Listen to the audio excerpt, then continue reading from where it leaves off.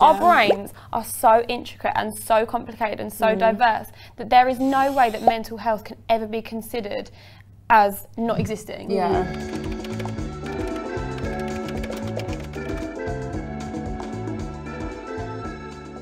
Something that I quite struggle talking about is mental health. Not only is it because myself, but I know my mum deals with really bad mental health, and she struggles really bad with depression. It's not really something I'm open about because just for her own sake. I think from now on I should actually try and talk about it a lot more, because I know not only me mum, but I struggle with mental health as well, and you girls probably do.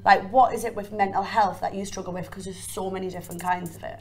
I feel like there is a stigma around it all, isn't it? Yeah. But I feel like a lot of people are I don't know, I feel like more people are talking about it now though. Yeah. Do you know what I mean? Because it's I've got anxiety, I get it really, really bad, and I know you do too. And I think we all do. Yeah. There's times where I literally lock myself in my bedroom and just cry, and I'm just why am I crying? It's hard to deal with. Yeah, it's so hard. It's so hard to deal with. You speaking about it makes it so much easier for someone to come forward. And I think that's what we have to remember, as being role models as such, when we put ourselves in the public eye, there's so many positive things that can be done with social media. There's so many negatives, but this is such a positive that mental health needs to be brought to the attention. And we are the kind of people that can make it easier for women and men to be able to speak about it. Just you saying that, you'll help so many people. Liv, I literally I put it on my story for the first time the other day. I've never said it on Instagram, do you know what I mean? And I had so many messages oh my god, I'm going through the same. It's so nice to see someone like you was going through it, because you look at my page and I'm doing my happy Fridays, and I look happy, do you know what I mean? I am happy, I have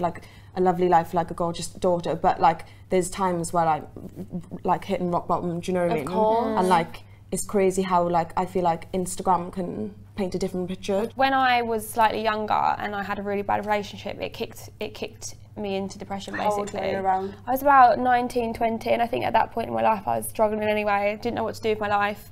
Had a rubbish job and lived on my own in a council flat, and I was just a bit lost. And then because I was lost, I started to just degrade myself and make myself feel worse and worse, and was drinking every night, going out constantly. I had no respect for myself, and that's where the depression and anxiety started to get really bad. And then obviously, I always say Love Island changed my life. And I was saying to someone earlier about a book that I read that I want everyone to read. No, it's so similar though. That changed my life. So similar. No, it's called Chimp Paradox. Oh yeah, I haven't heard of this. It's the best. The way that the chimp thing. You have your chimp brain and you have your human brain, and it just teaches What is that you. too? It's a theory. So it just teaches you how to control a part of your mind that you feel like you don't have control over sometimes. The angel and the devil. Yeah. So if I lose myself so my depression was sort of linked to me being so irritable and so aggressive when I was younger. So then I learned how to control my aggression through the chimp paradox, and it really changed me. And that's actually worked. Yeah, and then when I met Alex, it changed me more, and then I come off my antidepressants 3 months ago. Oh my god! Yay! It's Liv. I feel emotional. I know. Don't want to cry. That's cute, but that was a massive I remember thing. speaking to you about it when we first I met I think it was 2 years ago, and you was telling me. Yeah, so we met ages ago, and how do you feel now? I feel more emotional, and I think if I'd never had the fans and the people that look after me and look up to me, I would never have gotten over it, because I've learned that you can talk about it, even talking to you guys. You can talk about it, and the minute you learn you can talk about it, that is the step to getting over it. And my friends have been so low as well, and I think going through it with someone else has enabled me to just let it go. And now Alex is the most proudest person ever, because I'm not on them anymore. I know, it's mad. Viewer goals, seriously. But yeah, went through all of that, but it's so true. You can go through the hell and back, and you can come out the other side. Of course you can. There's always light at the end. Yeah, there always is. But yeah, mental health can be so many different things: anxiety, feeling happy, feeling sad, depression. It can be aggressiveness, it can be irritation, it can be absolutely anything. Our brains are so intricate and so complicated and so diverse that there is no way that mental health can ever be considered as not existing.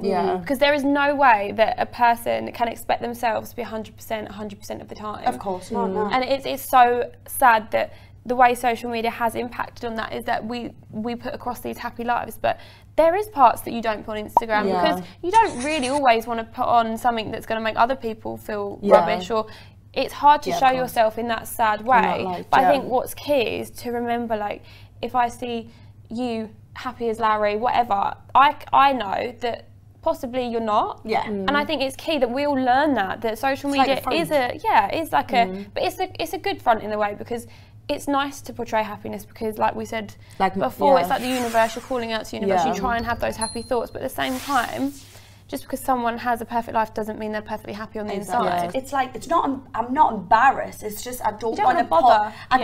It's like, that's the main thing, you don't want to bother people, and I think you need to talk about it, because if my friend told me I've got bad anxiety, I'd help them straight away. Yeah, you would. I wouldn't care, but it's not going to ruin my day. No, it'll only make your day better. Exactly. If you help someone, it always makes you feel better.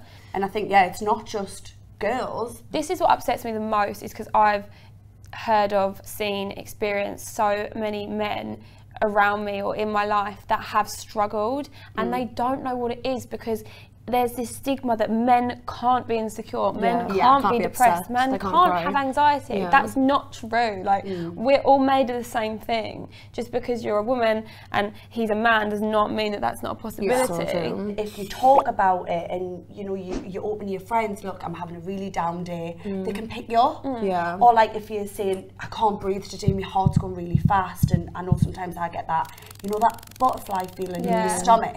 It's twisting over. Exactly, but if I talk about it, I forget it. Because I'm talking about my friends and being open about with you girls. If yous are going through it as well, I'm like, it's not just me. It's normal. It is normal. It's so normal.